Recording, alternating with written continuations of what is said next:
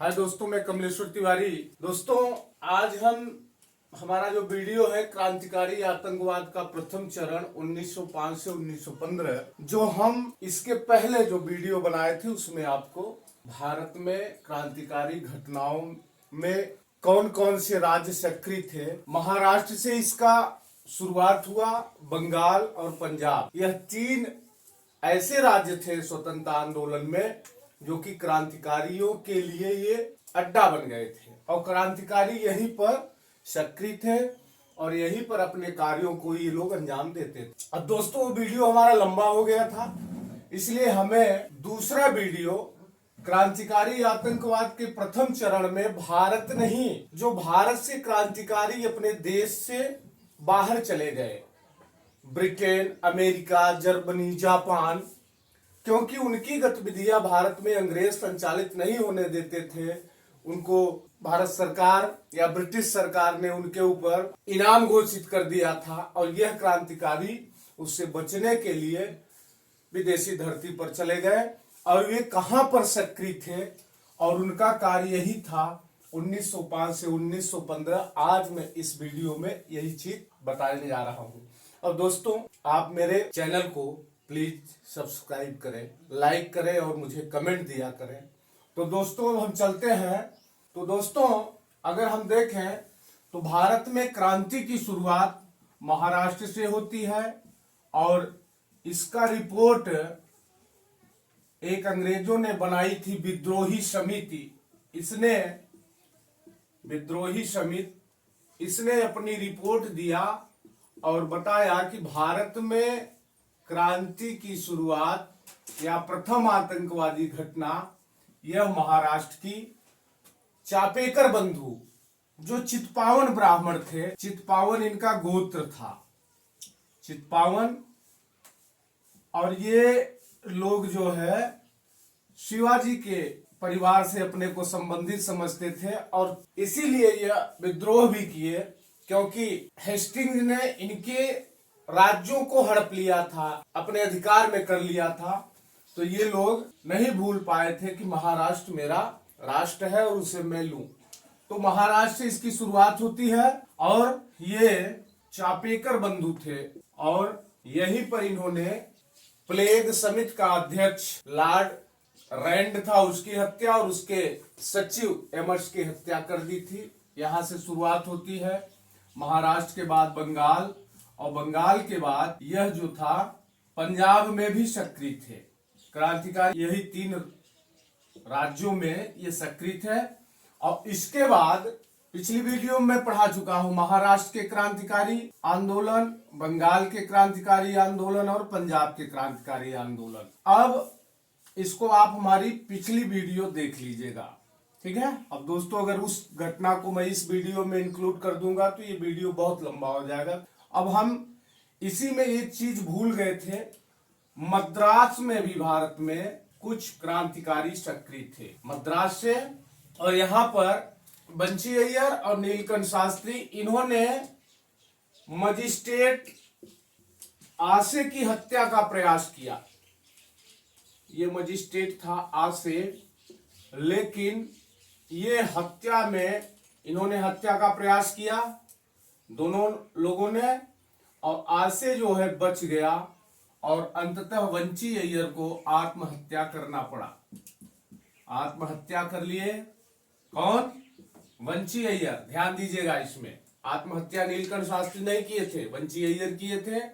और इन्होंने गुप्त रूप से एक भारत माता सोसाइटी भी बनाया था, गुप्त रूप से भारत माता सोसाइटी की स्थापना की थी, ठीक है। इसको आप लोग ध्यान दीजिएगा कि बंशी अय्यर और नीलकंठ शास्त्री ने भारत माता सोसाइटी यह मद्रास में बनाया था और यहाँ की घटना थी, बंशी अय्यर और नीलकंठ शास्त्री ने तिरुवनवेली के मजिस्ट्रेट आसे की हत्या का प्रयास किया, नाकामी मिली और अंततः बंशी अय्यर को आत्महत्या करना पड़ा अंग्रेजों के डर से, ठीक है। तो दोस्तों, भारत के बाहर जो हमारे क्रांतिकारी थे वे थे America, Britain, Germany, Japan, Afghanistan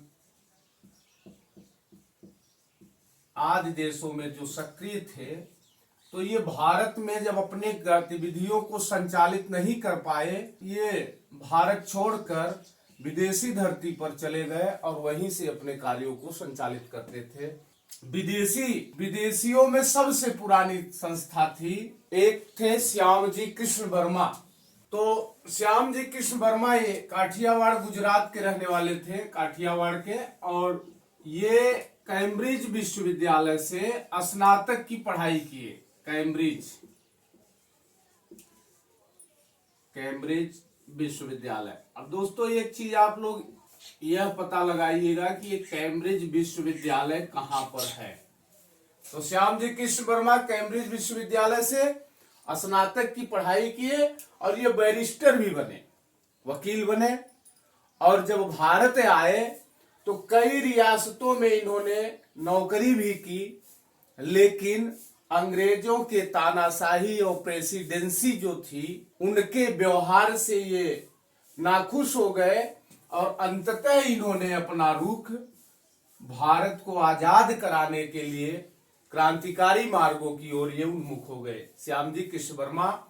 और ये 1905 ईस्वी में श्यामजी कृष्ण वर्मा ने इन्होंने लंदन में इंडियन होम रूल सोसाइटी बनाया। इंडियन होम रूल सोसाइटी बनाया और यह संस्था एक पत्रिका प्रकाशित करती थी जिसका नाम था Indian sociologist.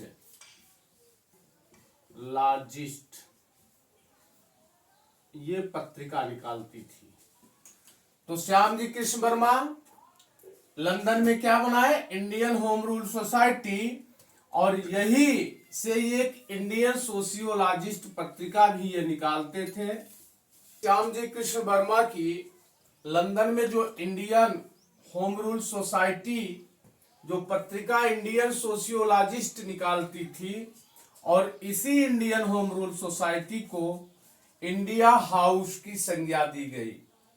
Indian home rule society यह भारत स्वशासन समिति, इसका अर्थ है भारत स्वशासन समिति। अगर हिंदी में आप लोग समझना चाहें तो इसको समझ सकते हैं। इसका अर्थ है भारत स्वशासन समिति, इंडियन होम रूल सोसाइटी। और इसी को शॉर्ट में इंडिया हाउस कहा जाने लगा। इसी को क्या कहा जाने लगा? India house. और यह परीक्षा का बहुत ही इंपॉर्टेंट चैप्टर है बच्चों। इंडिया हाउस की स्थापना किसने किया था? श्यामजी कृष्ण वर्मा, 1905 में लंदन में। ठीक है, इंडियन होम रूल सोसाइटी की स्थापना इंडियन होम रूल सोसाइटी और इंडिया हाउस दोनों एक ही चीज है। इसी को इंडियन होम रूल सोसाइटी को इंडिया हाउस कहा जाने लगा। और इसने जो पत्रिका निकालती थी इंडियन सोशियोलॉजिस्ट।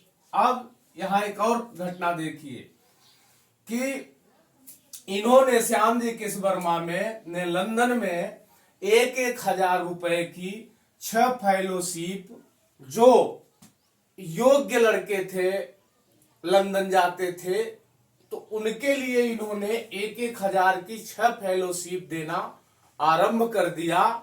अब क्या, इंडिया हाउस जो है, कुछ लोग फेलोशिप के चक्कर में, कुछ लोग विदेशियों से बचने के लिए, इंडिया हाउस जो है विदेशी धरती पर, यह क्रांतिकारियों का इतना सक्रिय दल हो गया, इतना सक्रिय संगठन हो गया कि इसकी चर्चा देश विदेश में इसकी ख्यात फैलने लगी, इसकी इंडिया हाउस की। अब भारत से कौन, याद करिए, 1899 में एक मित्र मेला बनी थी। कहां? मित्र मेला की स्थापना कहां हुई थी? नासिक, महाराष्ट्र में। और इसके संस्थापक कौन थे? बीडी सावरकर, ठीक है, गणेश सावरकर।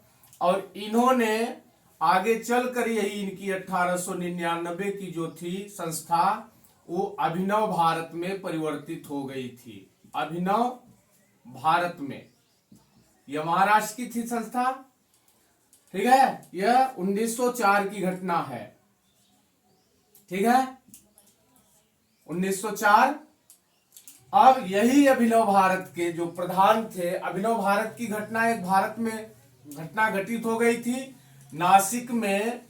इसी संस्था के एक व्यक्ति थे अनंत लक्ष्मण करकरे, वो जिला मजिस्ट्रेट जैक्सन की हत्या का प्रयास किया था।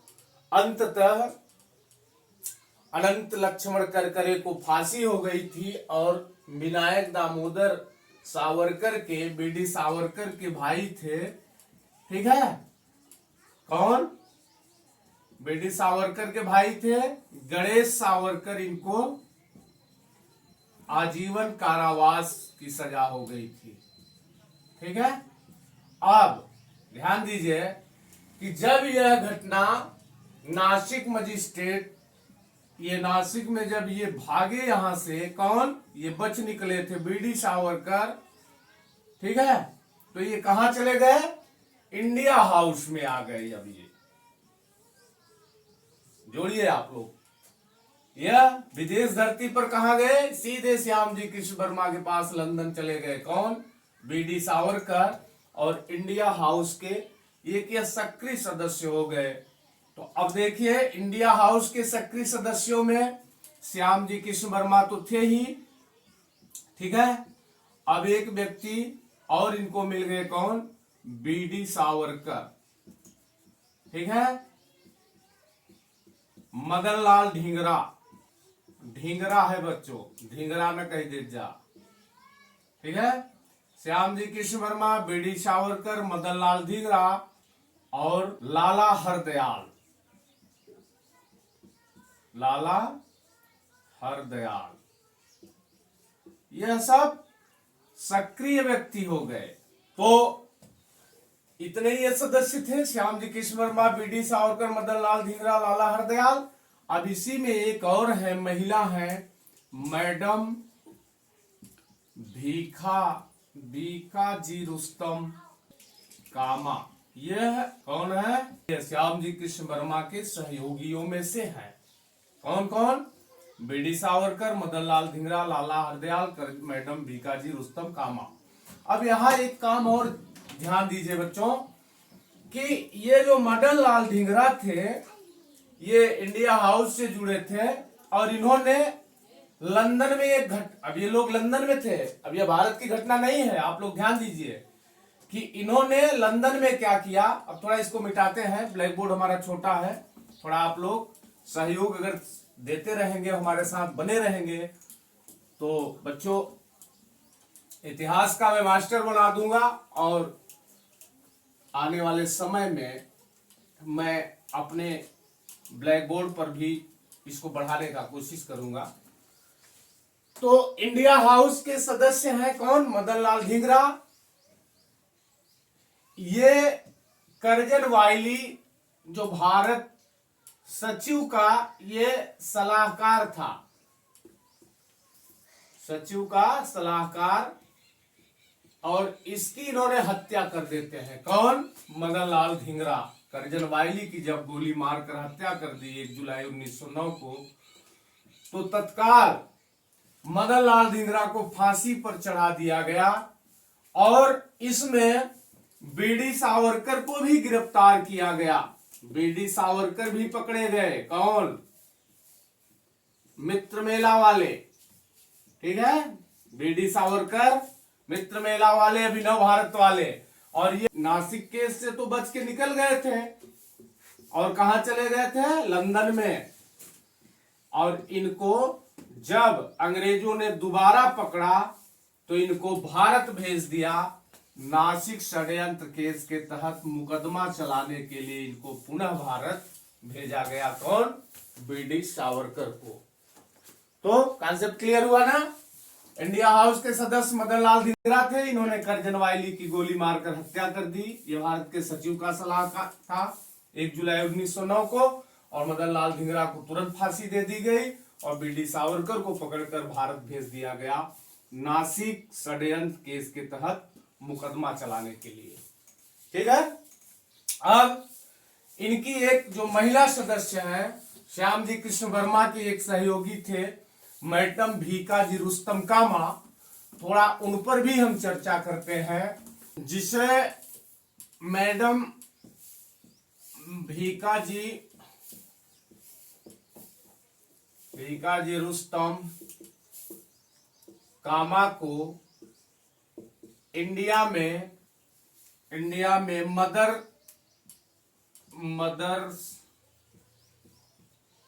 Mother's of India revolution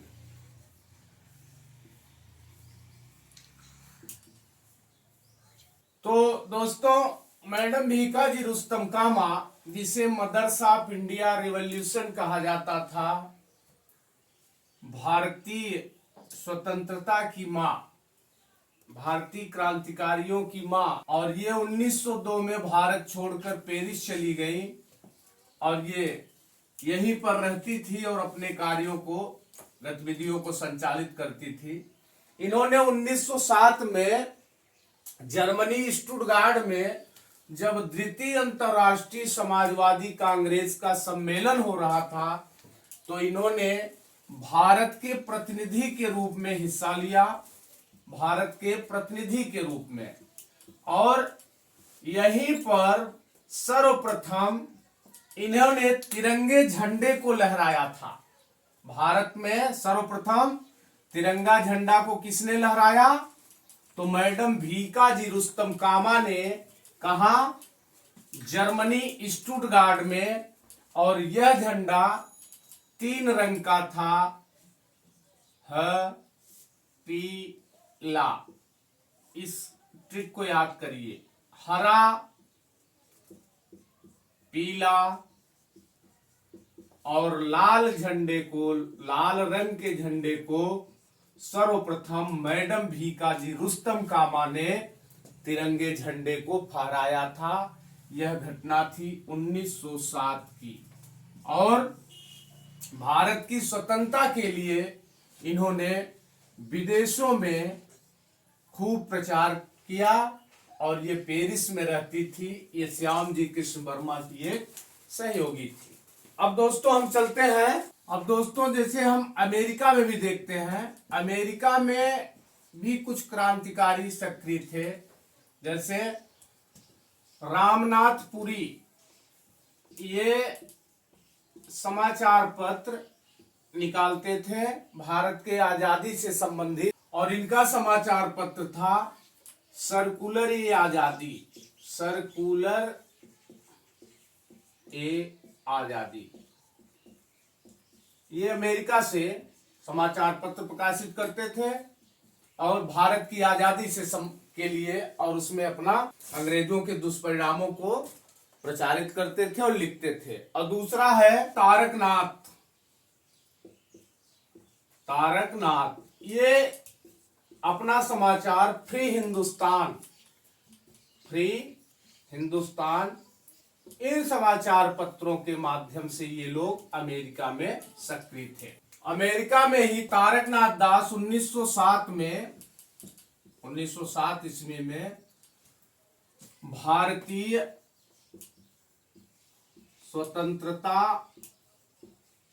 league का गठन किया, और यह सब समाचार पत्र, ये सब भारतीय स्वतंत्रता से ओतप्रोत होते थे। ठीक। अब हम अमेरिका की एक बहुत ही महत्वपूर्ण क्रांतिकारी संगठन है, अमेरिका में 1857 की याद में एक संस्था बनी। वह घटना थी नवंबर 1913। उसका नाम था हिंद एसोसिएशन ऑफ अमेरिका। यह संस्था कब बनी? हिंद एसोसिएशन ऑफ अमेरिका, यह नवंबर 1913 में, और इसके संस्थापक थे सोहन सिंह भकना। सोहन सिंह भकना। सोहन सिंह भकना इसके संस्थापक थे और इसकी घटना थी नवंबर 1913। और यही हिंद एसोसिएशन ऑफ अमेरिका गदर नाम से एक पत्रिका निकालती थी। गदर पत्रिका को प्रकाशित करती थी और इसी पत्रिका के नाम पर इस आंदोलन का नाम ही पड़ गया गदर आंदोलन। गदर आंदोलन। देखिए, अगर एक एक शब्दों को या एक एक घटनाओं को अगर आप जोड़ते हुए चलेंगे तो आपका कॉन्सेप्ट क्लियर हो जाएगा। अब देखिए, अमेरिका में 1857 ईस्वी की याद में और 1857 की गदर की याद में, गदर की याद में एक संगठन बनाया गया जिसका नाम था हिंद एसोसिएशन ऑफ अमेरिका।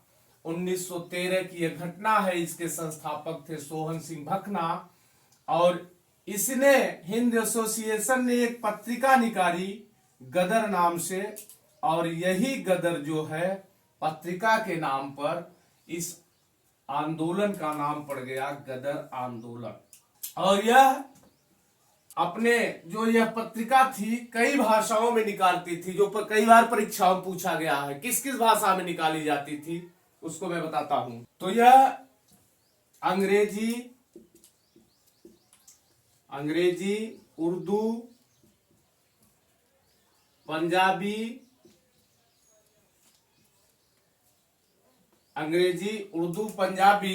और मराठी भाषा में यह समाचार प्रकाशित होता था। यह 4 भाषाओं में यह पत्रिका प्रकाशित होती थी। कौन? गदर। अब इस गदर आंदोलन की स्थापना है हिंद एसोसिएशन ऑफ अमेरिका की स्थापना सोहन सिंह भकना किए थे। अब इसमें एक बहुत ही महत्वपूर्ण व्यक्ति थे जो आगे चलकर जुड़ जाते हैं, लाला हरदयाल। गदर, ठीक है, के संस्थापक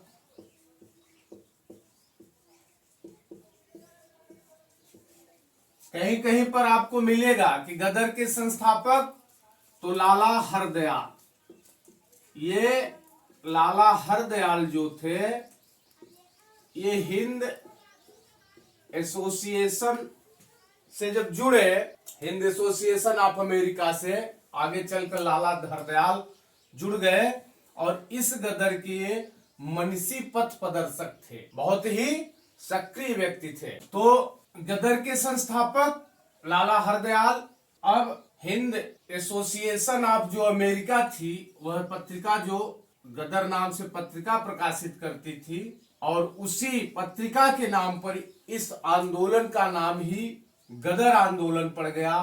और जब बाद में 1913 में जब लाला हरदयाल इससे जुड़े तो ये इसके मनीषी पथ प्रदर्शक हुए और गदर 5 भाषाओं में प्रकाशित होता था और जो समाचार पत्र ये पत्रिका गुरमुखी और उर्दू में छपती थी, इन भाषाओं में जो पत्रिका छपती थी इनमें हरदयाल ने लेख लिखना शुरू किया कि शस्त्र कैसे धारण करें, ठीक है, शस्त्र कैसे धारण करें और अंग्रेज अधिकारियों की हत्या से संबंधित प्रोत्साहित करने वाली कविता इन समाचार पत्रों में हरदयाल प्रकाशित करने लगे। और आगे चलकर इनमें 2 और व्यक्ति जुड़ गए, भाई परमानंद और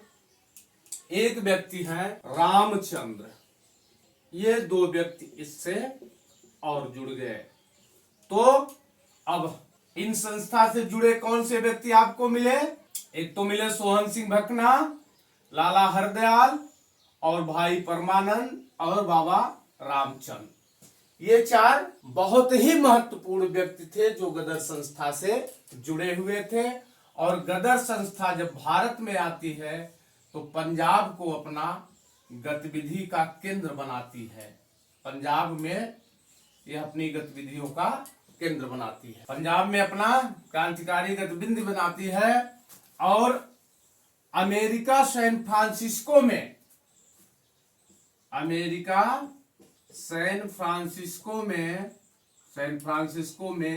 गदर आश्रम की स्थापना इन्होंने आगे चलकर किया और यहीं से अपनी क्रांतिकारी गतिविधियों को संचालित करते थे। अब दोस्तों हम थोड़ा अमेरिका देखे, ब्रिटेन देखे, अब चलते हैं जर्मनी और अफगानिस्तान। तो दोस्तों ये काबुल में अफगानिस्तान में है और यहाँ थे राजा महेंद्र प्रताप सिंह। इन्होंने जर्मनी के सहयोग से और 1915 में अंतरिम भारत सरकार की स्थापना की। और राजा महेंद्र प्रताप जब अंतरिम भारत सरकार की स्थापना की तो इसके समर्थन में ये यहां तक कि लेनिन से भी मिल गए थे, लेनिन से भी मिलने चले गए कि आप हमारे इस भारत सरकार की को समर्थन दीजिए। अब इनका जो मंत्रिमंडल बना था इसमें 8 सदस्य थे, जिसमें थे बरकतुल्ला, ये प्रधानमंत्री थे, इन्होंने इनको प्रधानमंत्री बना दिया था बरकतुल्ला को, ठीक है। और अन्य सदस्यों में मोहम्मद अब्दुल्ला, मोहम्मद बशीर, सी पिल्ले, शमशेर सिंह, डॉक्टर मथुरा सिंह और खुदा बख्श और मोहम्मद अली। अब यह राजा महेंद्र प्रताप की अंतरिम सरकार थी। इसकी स्थापना हुई थी 1915 में। और कहाँ हुई थी, इस चीज को आप लोग ध्यान दीजिएगा, काबुल में। और ये अपनी सरकार के समर्थन के लिए लेनिन से भी मिले थे और इन्होंने इसकी जब स्थापना की थी अंतरिम भारत सरकार की तो इन्होंने जर्मनी के सहयोग से की थी, ठीक है। यह आप लोगों के लिए बहुत ही उपयोगी सब्जेक्ट है कि राजा महेंद्र प्रताप ने अंतरिम भारत सरकार की स्थापना कहाँ की, काबुल में। किसके सहयोग से की, जर्मनी के। और अपने अंतरिम सरकार के समर्थन के लिए किससे मिले थे, लेनिन से।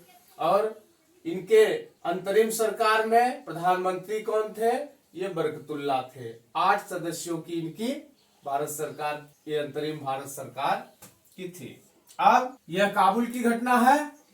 अब हम चलते हैं सिंगापुर में। कुछ घटना इस काल में सिंगापुर में भी घटित हुई। तो दोस्तों 15 फरवरी 1915 की एक घटना थी सिंगापुर में, जिसे सिंगापुर विद्रोह के नाम से आगे चलकर जाना गया। और यहाँ की घटना थी कि पंजाबी मुसलमानों की 5वीं लाइट इन्फेंट्री के सिख बटालियन ने विद्रोह कर दिया अंग्रेजों के खिलाफ। और इसको नेतृत्व दे रहे थे जमादार चिश्तिया, जमादार अब्दुल गनी और सूबेदार दाऊद खान। ये लोग जब नेतृत्व दे दिए तो यह आंदोलन और ज्यादा भड़का, जो आगे चलकर सिंगापुर विद्रोह के नाम से जाना जाता है। और यह घटना थी 15 फरवरी 1915 की, ठीक है। और विद्रोह किसने किया था, यह पंजाबी मुसलमानों की एक 5वीं लाइट इन्फेंट्री थी जो सिख बटालियन थी। इन्होंने विद्रोह कर दिया और विद्रोह को नेतृत्व दिया जमादार चिश्तिया, जमादार अब्दुल गनी और सूबेदार दाऊद खान। तो दोस्तों आज का मेरा वीडियो 1905 से लेकर 1915 तक जो क्रांतिकारी का काल का प्रथम घटना थी, आंदोलन था, प्रथम चरण था, जिसको हमने 2 वीडियो के माध्यम से इसको मैं पढ़ा दिया हूं। एक यह मेरा वीडियो है और इसके पीछे मैं जो वीडियो बनाया हूं उसको भी आप लोग एक बार जरूर देखिए। तो आपको भारत में घटित होने वाली घटना और विदेशों में घटित होने वाली घटनाओं को इस समय आपको पता चलेगा। तब आप भारतीय आधुनिक इतिहास को पढ़ेंगे तो और आपका ज्यादा कॉन्सेप्ट क्लियर होगा। अब इसके बाद मेरा अगला वीडियो जो होगा तो होगा 1915 ईस्वी के आगे का। तो दोस्तों धन्यवाद। आज का मैं वीडियो यहीं समाप्त करता हूं। मैं आपका दोस्त कमलेश्वर तिवारी। प्लीज दोस्तों मेरे लाइक सब्सक्राइब मेरे चैनल को जरूर करें और साथ में मुझे कमेंट किया करें। धन्यवाद।